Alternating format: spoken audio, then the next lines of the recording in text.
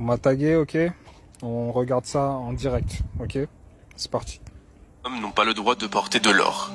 L'or et la soie sont permis pour les femmes de ma communauté et interdits pour les hommes. C'est ce qu'a dit le prophète Mohammed sallallahu alayhi wa sallam.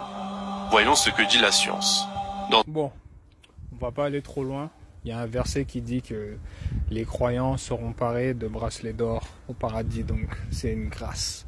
Il y a un autre verset qui dit que en gros, les gens qui vont échouer, on leur donne dans cette vie, ils ont certains privilèges dans cette vie qui leur seront enlevés dans l'au-delà. D'accord? Pour dire que Dieu donne aux deux dans cette vie, mais dans l'au-delà, certaines personnes, on va leur priver certaines choses. Pour dire que un mécréant peut avoir accès à ces grâces, comme l'or. Parce que dans l'au-delà, les serviteurs, il y a les bracelets d'or, qui constituent des bijoux intéressants que les serviteurs vont porter.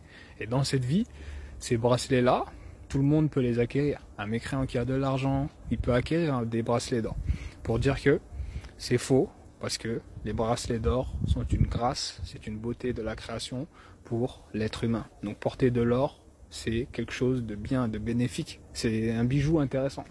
Moi j'ai une chaîne en plus, un collier que je porte, qui, bon, je vais pas vous dire que c'est un collier d'or, mais l'humilité, tu vois.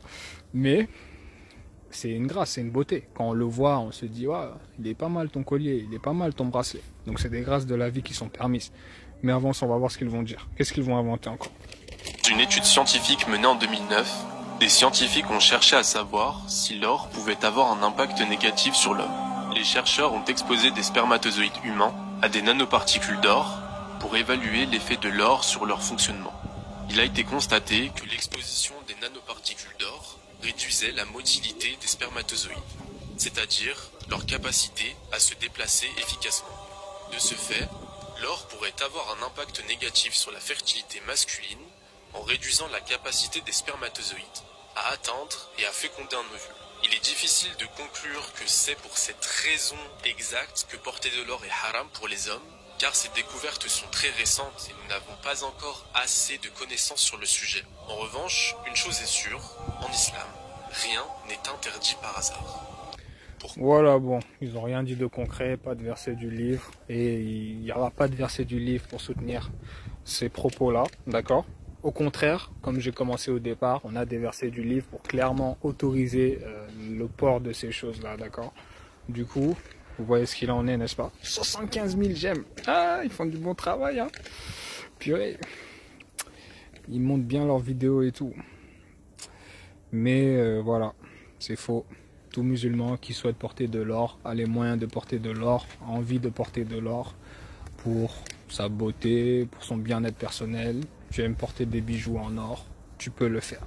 Tu as le droit de le faire. Voilà, ça là.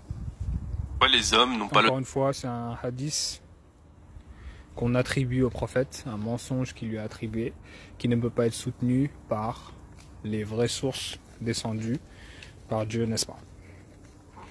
Demandons-leur qui est garant de ce qu'ils ont dit là pour interdire l'or. Et tu constateras avec moi qu'ils ne pourront jamais dire Allah.